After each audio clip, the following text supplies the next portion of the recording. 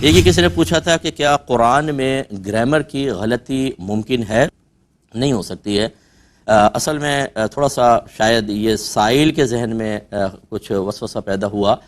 اصل یہ ہوتا ہے کہ دیکھیں گرامر جو مارز وجود میں آتی ہے، جب ہم عربک گرامر کو جمع کرتے ہیں تو ہم اس کے لیے بطور دلیل قرآن، حدیث، پھر اہل اللسان کا کلام، حتیٰ کہ دیہاتی جو لوگ تھے، عربی صحابی جو تھے، عربی لوگ تھے، چاہے وہ صحابی ہوں چاہے غیر صحابی، چونکہ ان کا کلام بڑا فصیح و بلیغ تھا اور وہ بڑی فصیح عربک بولتے تھے، تو بعض اوقات گرامر کے ثبوت کے لیے ان کے اقوال کو بطور دلیل پیش کیا جاتا ہے۔ یہ مطلب جو بھی نحو پڑھتے ہیں انہیں پتہ ہے، ہم علماء پڑھتے ہیں ہمیں معلوم ہے۔ تو اس کا مطلب یہ ہوا کہ گرامر سے قرآن و حدیث کو نہیں دیکھا جائے گا، بلکہ قرآن و حدیث تو خود گرامر کو مارز وجود میں لانے کا سبب بنتے ہیں۔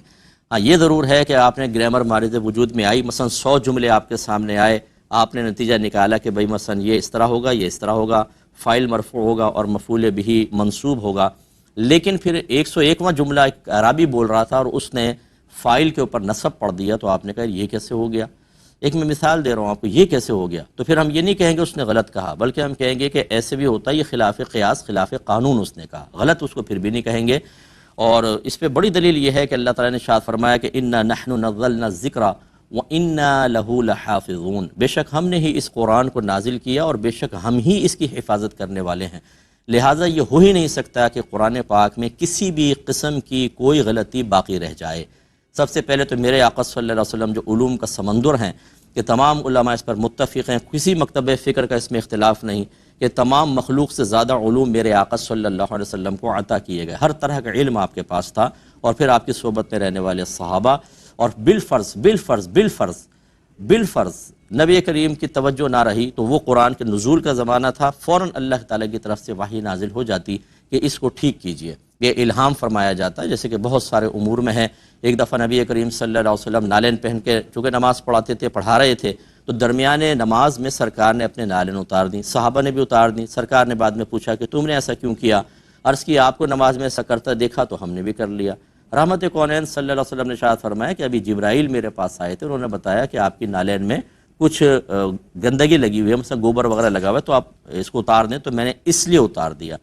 جو رب اپنے حبیب کریم صلی اللہ علیہ وسلم کی نالین میں لگے ہوئے معاملات کو دوران نماز اس کی تصحیح کے لیے جبریل امین کو بھیج دیں، تو آپ سوچئے کہ قرآن جیسے عظیم کتاب جس نے آخر تک رہنا تھا، اس کے اندر یہ کیسے ہو سکتا ہے کہ غلطی ہو جائے اور پھر وہ باقی بھی رہے؟ تو اس کو غلطی نہیں کہتے، اس کو کہتے ہیں خلاف قیاس یا خلاف قانون استعمال،